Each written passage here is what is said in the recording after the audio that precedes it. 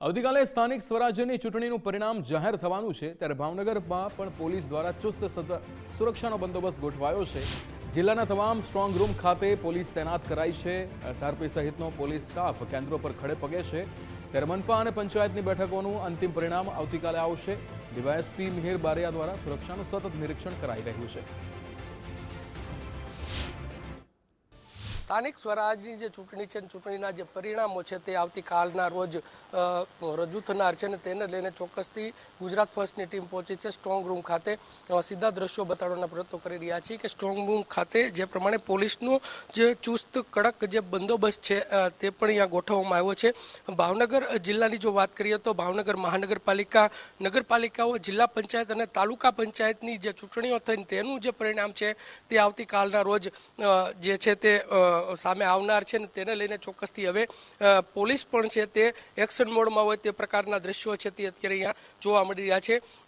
Bhavnagar DYSP છે મિહિર બારિયા, તેમની સાથે સીધો સંવાદ કરશું। સાહેબ, શું કહેશો જે પ્રમાણે આવતીકાલના રોજ પરિણામો જાહેર થનાર છે તેને લઈને કઈ પ્રકારની તૈયારી છે, પોલીસનો કેવો બંદોબસ્ત છે સ્ટ્રોંગ રૂમ ખાતે, શું કહેશો?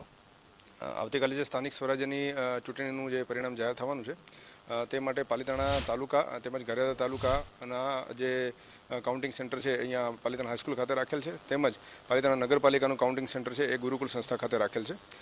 સમગ્ર કાઉન્ટિંગ સેન્ટર જે છે એને પોલીસની જે કહેવાય ત્રિસ્તરીય સુરક્ષાથી સજ્જ કરવામાં આવેલ છે। એક ડીવાયએસપી, 2 પીઆઈ, 3 પીએસઆઈ, 77 પોલીસના માણસો, 64 હોમગાર્ડ જીઆરડીના માણસો, તેમજ 42 જેટલા નવા રિક્રુટ થયેલા જે એલઆરડી છે એમને, તેમજ 15 જેટલા એસઆરપીના જવાનો છે એની ટુકડી છે અહીંયા તૈનાત કરવામાં આવેલ છે। વધુમાં આપણે 6 જેટલી મોબાઈલ પેટ્રોલિંગ વેન છે એને પણ અહીંયા તૈનાત કરવામાં આવી છે, તેમજ એની સાથે ક્યુઆરટીની ટીમ અને સ્ટ્રાઇકિંગ ફોર્સ છે એ પણ અહીંયા અલાયદો બંદોબસ્ત છે રાખવામાં આવેલ છે। સાહેબ, જે પ્રમાણે આવતીકાલના રોજ જે મતગણતરી થનાર છે, ભાવનગર જિલ્લાની જો વાત કરીએ તો ભાવનગર જિલ્લાની જે જિલ્લા પંચાયત છે, મહાનગરપાલિકાઓ છે, નગરપાલિકાઓ છે, આ બધી જગ્યા ઉપર સ્ટ્રોંગ રૂમ ઉપર કેવો બંદોબસ્ત છે સાહેબ, શું કહેશો?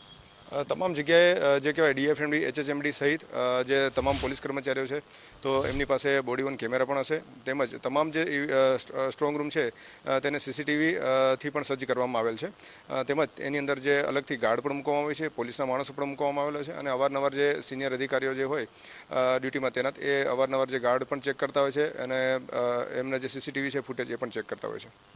ચોક્કસથી આ હતા ભાવનગર ડીવાયએસપી મિહિર બારિયા કે જે જણાવી રહ્યા છે કે આવતીકાલના રોજ એટલે કે આવતીકાલે જે પ્રમાણે જે ચૂંટણીના જે પરિણામો છે તે પરિણામો જાહેર થનાર છે ને તેને લઈને ભાવનગર પોલીસ પણ એક્શન મોડમાં હોય તે પ્રકારના દ્રશ્યો અત્યારે જોવા મળી રહ્યા છે। ચુસ્ત પોલીસ બંદોબસ્ત સાથે સ્ટ્રોંગ રૂમ ખાતે પોલીસ તૈનાત જોવા મળી રહી છે।